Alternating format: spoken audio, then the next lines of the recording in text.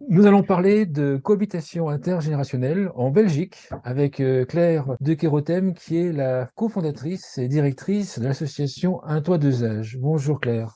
Bonjour, Déjà, le nom, je le merci de trouve génial, m'inviter. hein. Un toit deux âges, c'est vraiment, ça veut dire ce que ça veut dire. Peut-être vous Exactement, présenter, si vous le souhaitez, puis présenter Un Toit Deux Âges. absolument. En général, je mets même les mains en mettant, vous voyez, un toit, deux âges, pour montrer qu'on met deux âges sous le même toit. Et donc, me présenter. Donc, je m'appelle Claire de Carotème, je suis française, mais j'habite en Belgique depuis maintenant 15 ans. Et donc, j'ai eu envie de lancer un projet qui me tenait à cœur et qui commençait tout doucement à se développer en France, mais qui n'existait pas en Belgique. Et donc, c'est comme ça qu'est partie un petit peu cette idée-là. Après avoir rencontré le bourgmestre de ma commune pour le côté plus senior et qui m'a dit, mais oui, allez-y, vous apportez sur un plateau d'argent, je me souviens de cette phrase, une solution pour le problème de la solitude des personnes âgées, ce qui était vraiment tout à fait le cas de mon propos, c'est ce que je voulais faire. Et en parallèle, les universités, qui manquaient beaucoup de logements d'étudiants. En Belgique, on appelle ça un COT, c'est le logement précis pour les étudiants. Et donc voilà, donc suite à ces deux constats, je me suis dit, allez hop, je me lance et j'ai essayé de créer cette belle aventure qui est un toit dosage. Et puis voilà, 13 ans plus tard, on est là, toujours présent. Qu'est-ce qui fait qu'on se lève un matin ou alors on décide de créer ce type d'habitat? Parce que c'est quand même c'est assez particulier. Enfin, l'idée est géniale, mais quand même, pour avoir l'idée, comment est-ce qu'on fait pour avoir cette idée? Alors, une expérience un peu personnelle aussi. C'est vrai que j'ai une grand-mère qui avait accueilli ma cousine et j'avais trouvé ça très chouette. Les échanges étaient riches. Ça avait vraiment créé un très beau lien entre elles. Et je m'étais dit, bah, c'est une belle histoire. Humainement, c'est très beau. Et ce mélange des générations est toujours très, très porteur pour l'un et pour l'autre. Donc, pourquoi ne pas l'agrandir et se développer peut-être à des liens qui ne sont pas forcément familiaux? Et donc voilà. Et puis c'est quelque chose quand même qui naissait un peu partout, hein. Vraiment, même si je pense que ce concept a toujours existé depuis très très très longtemps, mais n'était pas cadré par une association. Et donc ça a commencé à l'être tout doucement un peu partout dans le monde. Et voilà. Donc c'est comme ça que je me suis dit. Mais c'est vrai que c'était un pari quand même au départ. Je suis en Belgique, c'est un pays que je connaissais pas tellement vraiment au début. Les mentalités sont différentes, ça pouvait ne pas accrocher, mais finalement si. Et je pense que c'est un projet qui est universel, qui peut marcher partout parce que la solitude des personnes âgées est vraiment présente dans tous les endroits. Et les étudiants cherchent partout des logements, donc ça ne peut que marcher, je pense. La cohabitation intergénérationnelle, c'est un étudiant qui vient vivre chez une personne âgée, Oui. ou c'est aussi des jeunes travailleurs? Comment est-ce que vous faites? C'est étudiant ou jeune travailleur? Alors, c'est une bonne question. Au départ, c'est plutôt un étudiant, c'est vrai. Et j'aurais bien aimé l'élargir un petit peu. Mais voilà, on habite en Belgique et la législation belge est différente de celle de la France. Et en Belgique, on ne peut pas, enfin, c'est compliqué, je ne vais pas rentrer dans les détails, mais une personne qui travaille a besoin d'être domiciliée, comme on dit ici. Et quand on se domicilie, on rentre sur la même fiche de ménage et il peut y avoir un impact sur la retraite de la personne âgée qui peut être diminuée. Donc voilà, donc c'est pour ça qu'on est obligé de se limiter à des étudiants qui, eux, restent domiciliés chez leurs parents. Donc, c'est une petite difficulté, une petite contrainte pour nous en Belgique, mais bon, on a tellement déjà d'étudiants que c'est Bien déjà pas sûr, mal. évidemment, bien sûr. Et voilà. Le fonctionnement, la cohabitation, en termes de fonctionnement, c'est-à-dire qu'en fait, l'étudiant vit enfin, à une chambre chez la personne âgée, mais doit participer ou pas à la vie, et est-ce qu'il y a différentes gradations en fonction Oui, je sais pas, différents types de contrats, par exemple? tout à fait. Il y a deux formules qui sont proposées. Il y a une formule qu'on appelle la formule service, où là, l'étudiant s'engage à rendre 5 heures de service par semaine chez la personne chez qui elle habite, en échange d'un loyer qui est très très bas, qui est de 180 euros par mois.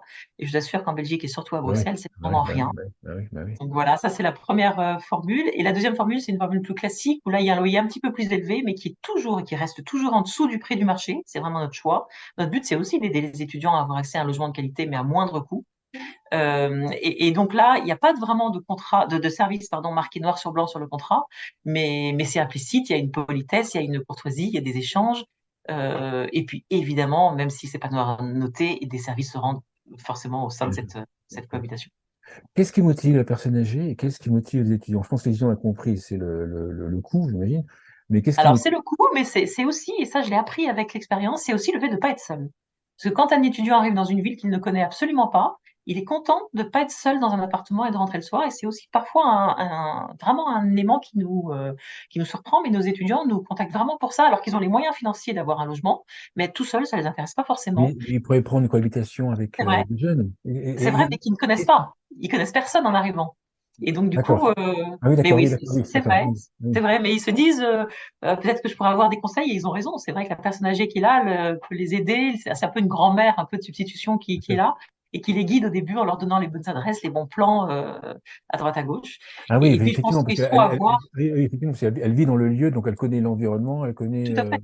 sa Ouais, vie. absolument. Elle est chez elle, cette personne âgée. Donc, et elle, de son côté, elle est ravie de se rendre utile, de pouvoir donner un sens à vraiment et d'aider un jeune. C'est d'ailleurs un des points les plus importants qui ressort de nos enquêtes que l'on fait en fin d'année. Pourquoi vous avez accueilli un jeune finalement quand on demande cette question-là à des personnes âgées? Le point qui ressort, c'est pour aider un jeune. Donc, c'est vraiment de leur côté à eux, c'est aussi important pour eux de pouvoir Donc en fait, aider. c'est leur côté, c'est solitude et aider un jeune. C'est les Alors, deux. c'est solitude, lutte contre la solitude, évidemment, ne pas être seul, avoir de la vie dans la maison, une présence, quelqu'un qui rentre, c'est rassurant aussi. C'est rassurant pour eux, mais c'est rassurant aussi pour les enfants qui savent qu'il y a quelqu'un dans la maison et que s'il y a quoi que ce soit, voilà, c'est une sécurité. Et puis, c'est une richesse aussi d'échanges, de liens. C'est la cuisine qui revit. C'est vrai qu'une personne toute seule, et ben, parfois, elle n'a plus envie de manger, tout bêtement. Et voilà. Et là, quelqu'un qui arrive, qui prépare des repas, c'est vraiment ce que nous disait quelqu'un, une personne qui disait ça, vraiment, la vie reprend dans la cuisine. Ça redevient un lieu d'échange. Une autre dame nous disait, ben moi maintenant, j'attends quelqu'un. Et c'est vrai que c'est une petite phrase, mais ce j'attends quelqu'un, ça veut dire aussi beaucoup parce que c'est vraiment le soleil qui rentre le soir, qui raconte sa journée. Il y a des beaux liens et des échanges et des bonnes discussions qui ont lieu. Donc voilà, pour toutes ces raisons-là, ces personnes âgées nous contactent. Et pour les étudiants, c'est effectivement plus pour l'accès au logement qui est moins cher, d'autant plus que ce sont des logements vraiment de qualité, calmes, où ils peuvent bien travailler. Et ça aussi, les résultats nous le montrent, on réussit mieux quand on est étudiant chez un taux 2 âge que quand on est étudiant dans une colocation à droite à gauche avec d'autres jeunes. Le taux Bien de sûr. réussite au mois de juin, en tout cas, est supérieur à la moyenne nationale. Euh, voilà. Mais c'est aussi un projet qui ne correspond pas à tous les étudiants, parce que tout le monde n'a pas envie d'aller vivre avec une personne un peu plus âgée que soi. Donc, Oui, enfin, c'est quelque chose que je voulais vous poser. C'est est-ce qu'il y a un profil de la personne âgée qui reçoit, j'allais dire entre guillemets psychologique, et est-ce qu'il y a ouais. un profil des étudiants? Alors, la personne âgée qui va nous appeler, déjà, ce sont beaucoup de femmes. Il y a beaucoup de personnes veuves. Ce sont 80% quand même de nos accueillants, donc c'est énorme. Et ce sont des personnes qui ont, oui, un profil social plus ouvert, qui auront eu peut-être une vie avec beaucoup de liens. Ah oui, Euh, donc en fait, le fait d'être seul, ça leur manque peut-être un peu plus quelqu'un qui aurait eu une vie peut-être moins riche, entre guillemets. Entre guillemets. Voilà. En tout cas, elle n'hésite pas à ouvrir sa porte, parce que c'est pas donné à Ah tout oui, le ah monde. oui, oui, d'accord. Ah oui, sur Oui, l'aspect là, hein. d'accord. Ok. Il doit Dans pas ces être. esprits-là, je veux dire, il faut avoir ce contact, cette ouverture vers l'autre, Oui, oui, je comprends. qui est peut-être pas donnée à tout le monde, et cette confiance envers notre association qui va lui envoyer un étudiant. Euh, et donc voilà, donc il y avoir envie de cet échange, de cette rencontre avec une autre personne et une autre génération. Il faut vraiment avoir envie de ça. Et puis voilà, il y a aussi ce profil, c'est le profil de personnes qui viennent vers nous parce que ils veulent plus être seuls. Ça aussi, c'est un élément quand même important. Et En du côté étudiant, c'est aussi un profil d'étudiants qui souhaitent un endroit calme pour travailler. On a des étudiants qui ont fait 1 an, 2 ans dans des cotes, comme on dit ici, avec des étudiants et qui en ont eu ras-le-bol de devoir laver la vaisselle de 10 études, de 5 étudiants, du bruit des uns et des autres et qui veulent vraiment travailler tranquillement et donc viennent chez nous pour ce genre de souhait. Voilà. il y a combien de couples, entre guillemets, créés en Belgique? Puis après, peut-être chez vous. Alors, on ne dit pas des couples, on dit des binômes. Des binômes, voilà, d'accord. J'étais en C'est train de me dire, est-ce que c'est le bon couple? Est-ce que c'est le ouais, bon terme? non, c'est pas le bon mot. Ouais. Nous, en tout cas, on emploie le mot binôme. Et bah, l'année dernière, par exemple, en 2021, on en avait 520 actifs en Belgique. Voilà, avec une grosse majorité à Bruxelles. D'accord. Mais sur l'ensemble, Il y a 520. plusieurs acteurs ou vous êtes On est les comment seuls. il y a comment? On est les seuls à faire du logement Ah oui, intergénérationnel. à seul, vous faites 500 Ouais, logements sur. C'est quand même énorme parce qu'en France, à mon avis, il doit y avoir, sur le territoire français, à mon avis, il doit y avoir à peu près 2 000 2 500 logements. Alors, c'est oui, c'est peut-être 3 000 possible. mais je pense pas plus. Ouais, C'est beaucoup, en fait, 500 quand même pour. C'est essentiellement. Et donc, j'imagine que c'est essentiellement dans les villes étudiantes. j'ai pas entendu. C'est C'est essentiellement. essentiellement dans les villes étudiantes. Oui, voilà. Alors ça, c'est la contrainte du projet, c'est que ça ne marche que dans les endroits où il y a des étudiants et donc dans les grandes villes. Donc on est présent à Bruxelles, à Namur, à Mons, à Liège, à Louvain-la-Neuve, Tournai, Charleroi, qui sont des grandes villes belges. Mais c'est vrai, quand une personne âgée m'appelle et qu'elle habite dans un endroit un peu perdu, une petite ville, une petite campagne, alors qu'elle souffre de solitude et qu'on n'a qu'une envie, c'est de l'aider, mais malheureusement, je ne trouverai jamais d'étudiant qui acceptera de venir aussi loin de son lieu d'études. Donc je ne peux pas aider cette personne-là. Donc c'est l'inconvénient de ce projet. Qu'est-ce qui fait que vous n'ayez pas 50 000 binômes? Enfin, alors peut-être pas 50 000, mais 3 000 Oui, je binômes. comprends bien. Qu'est-ce qui empêche? C'est qu'il n'y a pas assez d'étudiants. J'imagine que si, il doit y avoir suffisamment de demandes d'étudiants. Alors, des étudiants, oui, on en a de plus en plus. Ça, vraiment de plus en plus. Et je crois que la crise du Covid est passée par là. Et on sent encore davantage le besoin financier et le problème du coût des études. Ça, c'est évident. Et donc, on est vraiment très heureux d'aider des jeunes à avoir accès à des études par ce logement pas très élevé. Mais oui, on manque d'accueillants. Surtout maintenant, vous me posez la question maintenant où là, la rentrée vient de passer et on a encore des étudiants qui sont en recherche, on n'a plus d'accueillants. Donc, on continue une publicité en permanence, à faire de la communication, etc. Même si on veut que ce soit des personnes qui viennent de leur plein gré, on peut pas forcer quelqu'un à ouvrir sa porte et accueillir quelqu'un chez soi. Donc, il faut vraiment qu'il le fasse aussi de bon cœur, sinon ça ne marchera pas. Et voilà, mais oui, ça c'est vrai que on manque un peu d'accueillants. Même si on augmente vraiment tous les ans, depuis 13 ans, on a une augmentation de 20% quasiment tous les ans, ce qui est quand même pas mal. Mais donc là, cette année, je sais qu'on dépassera les 520 binômes, c'est sûr, pour 2022, mais ce n'est jamais assez, effectivement. La communication, enfin, entre guillemets, idéale pour trouver des personnes âgées, c'est quoi?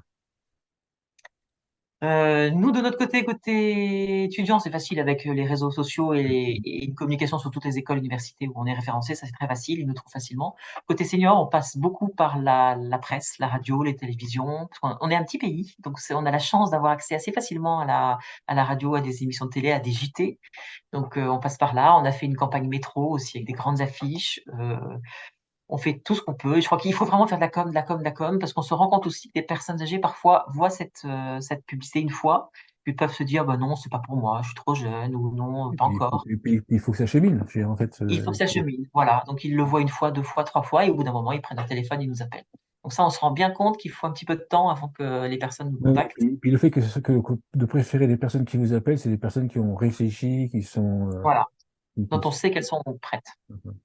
Comment est-ce que vous faites le fitting, le fit entre l'étudiant et la personne âgée? Alors, c'est assez simple. Côté étudiant, on leur demande de nous envoyer un mail où il y a déjà une première présentation. Si on pense que ça peut correspondre, on va un peu plus loin et on passe à un entretien personnel dans notre bureau, où là, on s'assure qu'ils sont bien dans l'esprit intergénérationnel et pas que sur le côté financier, par exemple. Et puis, on affine, on lui pose plein de questions pour bien le connaître, etc.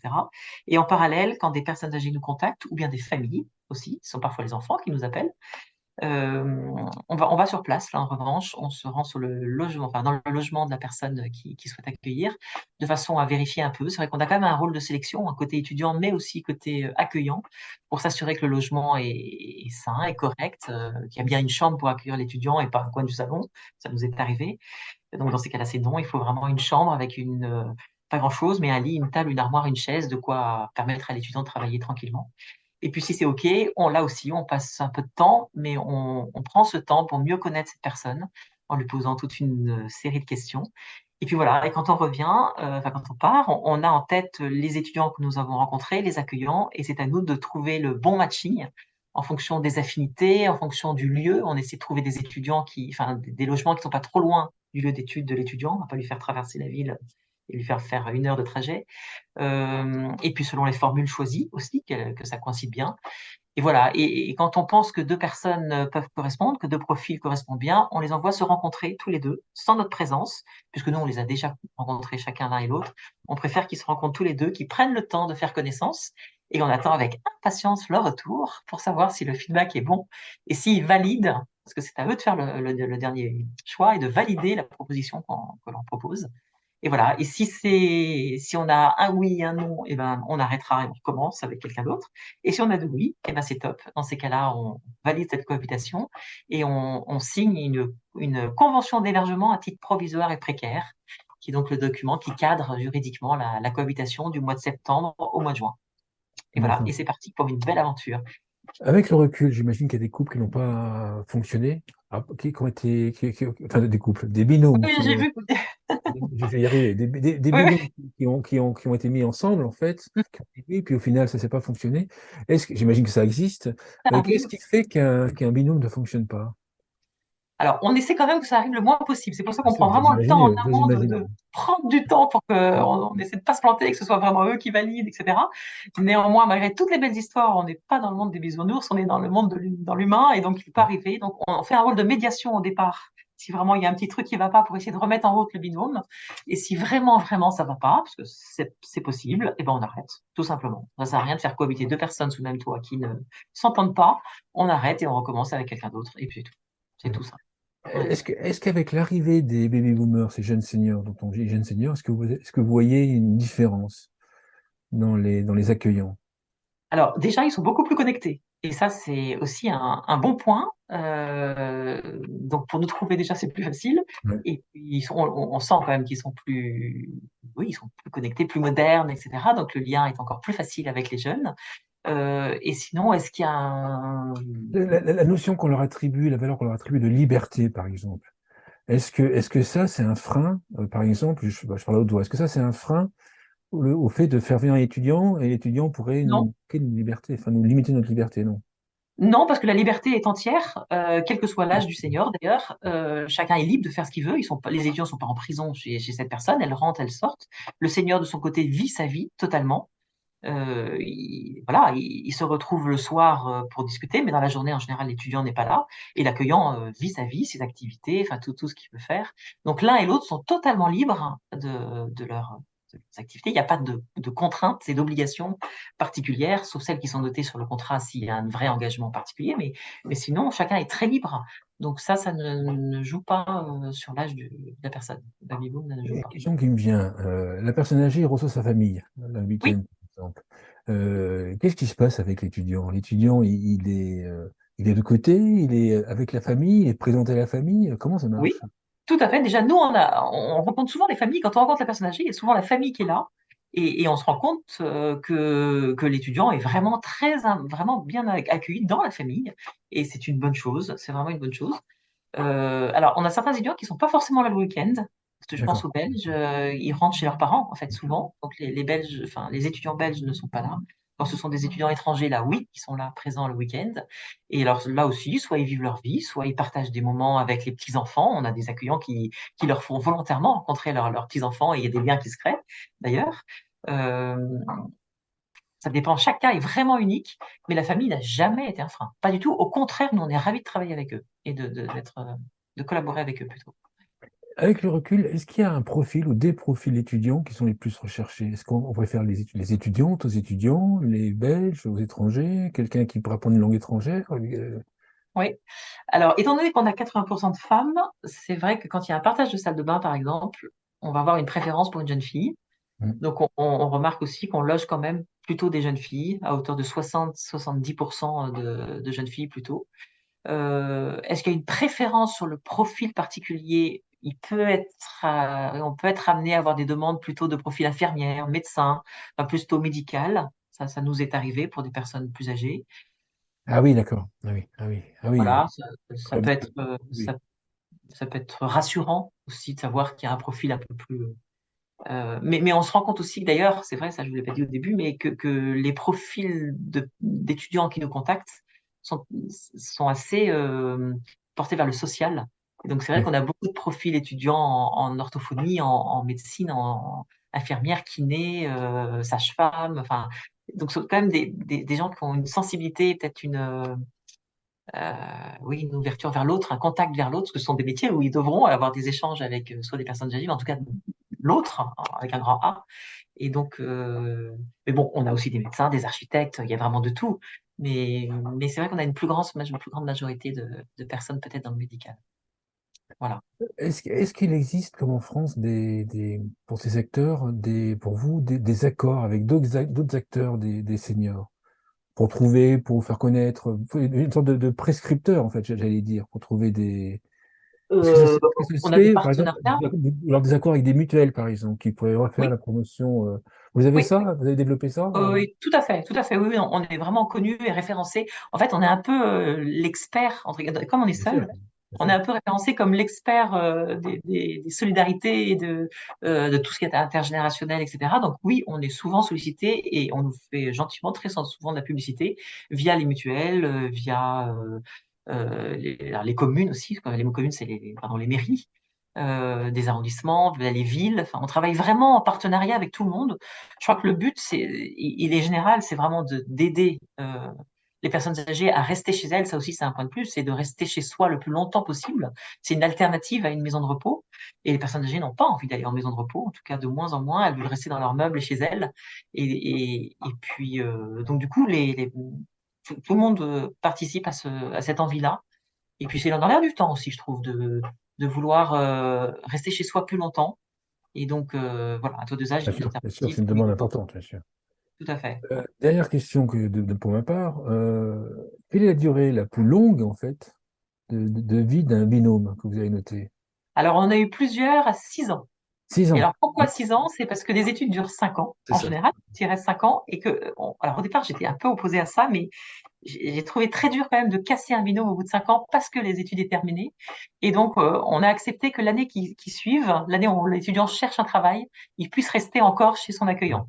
ça, c'est Et voilà, vachement bien. Ça, c'est c'est la vachement simple bien. des choses. Ça, Mais c'est très après, il bien. y a un moment où il faut aussi que l'oiseau s'envole parce que le Bien but sûr. du jeu, c'est quand même d'aider des étudiants à avoir un accès Oui, à un oui, logement oui, pas trop cher puis pour un ceux qui roulement, bien travaillent. sûr. Bien sûr. Mais voilà.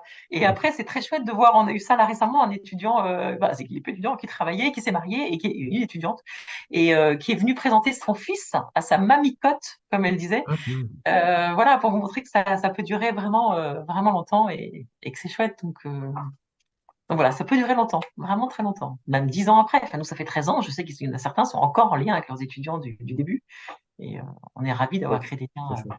comme C'est ça. chouette. Une conclusion à l'émission.